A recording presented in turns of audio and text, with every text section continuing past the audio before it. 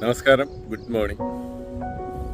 ഇപ്പോൾ നമ്മളുള്ളത് മഹാരാഷ്ട്ര കർണാടക അതിർത്തിയിലെ ഹുബ്ലിക്കടുത്ത് ഷിഗോൺ എന്ന സ്ഥലത്തെ ഒരു ഇഞ്ചിപ്പാടത്താണ്. ഇത് നമ്മുടെ നാട്ടുകാരുടേതാണ്, വയനാട്ടുകാരുടേതാണ്, നമ്മളെ ബന്ധുവിൻ്റേതാണ്.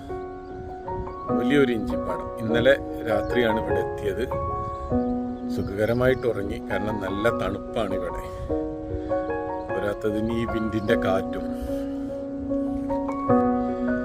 ഇത് 30 ഏക്കറോളം വരുന്ന ഒരു ഇഞ്ചിത്തോട്ടാണ്, ഇഞ്ചിപ്പാടം.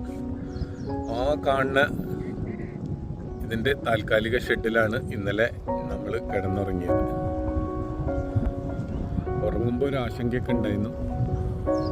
ബാത്റൂം, ടോയ്ലറ്റൊക്കെ താൽക്കാലിക സംവിധാനങ്ങളാണ്. അപ്പോൾ അതിൻ്റെ ഒരു ആശങ്കയൊക്കെ ഉണ്ടായിരുന്നു. പക്ഷേ രാവിലെ ആയപ്പോൾ അതൊക്കെ മാറി, നന്നായിട്ട് ഉറങ്ങി. നല്ല തണുപ്പ്. 1 ഏക്കർ ഇഞ്ചി ഇടാൻ ഏകദേശം 8.5 ലക്ഷം രൂപയാണ് അത്ര ചിലവ്. ഇതെന്തോ ഒരു പ്രത്യേക ഇഞ്ചിയാണ്. ഇത് നോർത്തിലേക്കാണ് കയറ്റി വിടുക എന്നാണ് പറഞ്ഞത്.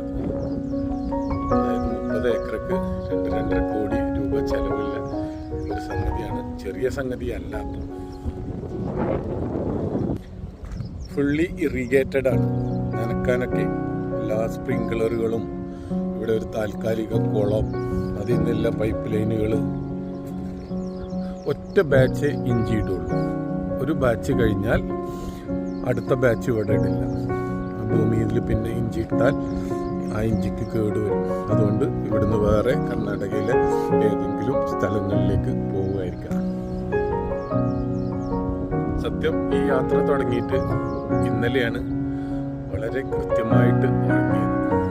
നന്നായിട്ട് ഉറങ്ങി. കാരണം ഫാന് വേണ്ട, AC വേണ്ട, നല്ല തണുപ്പ്, നല്ല കാറ്റുണ്ടായിരുന്നു. ചിഹ്നം ഭിന്നം മഴ പെയ്യുന്നുണ്ട്. ഇതാണ് കേട്ടോ ഇതിലേക്ക് നനക്കുന്ന കിണർ. ഇത് കുളമാണ്. കുളം താൽക്കാലിക കുളം കുത്തിയിരിക്കുകയാണ്.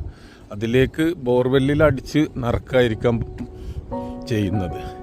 ഈ മണ്ണ് അത്ര ഫലഭൂഷ്ടമൊന്നുമല്ല, കാരണം കല്ല് നിറഞ്ഞ ഒരു മണ്ണാണ്.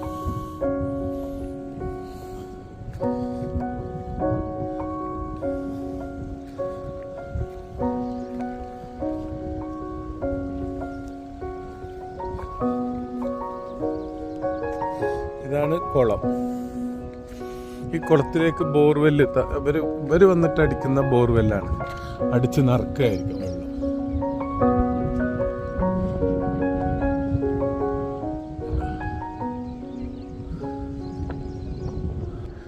നോർത്തിലൂടെയൊക്കെ യാത്ര ചെയ്യുമ്പോൾ നമ്മളിങ്ങനെ ഇഞ്ചിപ്പാടങ്ങളും ഉള്ളിപ്പാടങ്ങളും ഒക്കെ കാണുകയല്ലാതെ നമ്മുടെ ആളുകളുടെ ഒരു ഇഞ്ചിത്തോട്ടം, അല്ലെങ്കിൽ നമ്മളെ ബന്ധുക്കളുടെ ഒരു ഇഞ്ചിത്തോട്ടം കാണുക, ഒരു പാടം കാണുക, അതൊരു വല്ലാത്ത അനുഭവമായി. അവിടെ സ്റ്റേ ചെയ്യുക, അവരുടെ ഇതിൻ്റെ നടുക്കിലെ താൽക്കാലിക ഷെഡിലുള്ള സ്റ്റേ എല്ലാം വളരെ നല്ലൊരു അനുഭവമായിരുന്നു ശരിക്കും. എന്തായാലും ബാക്കി സംഗതികളിലേക്ക് കിടക്കുകയാണ്. ഇനിയും കാണുന്നത് വരെ അസ്സലാമു അലൈക്കും.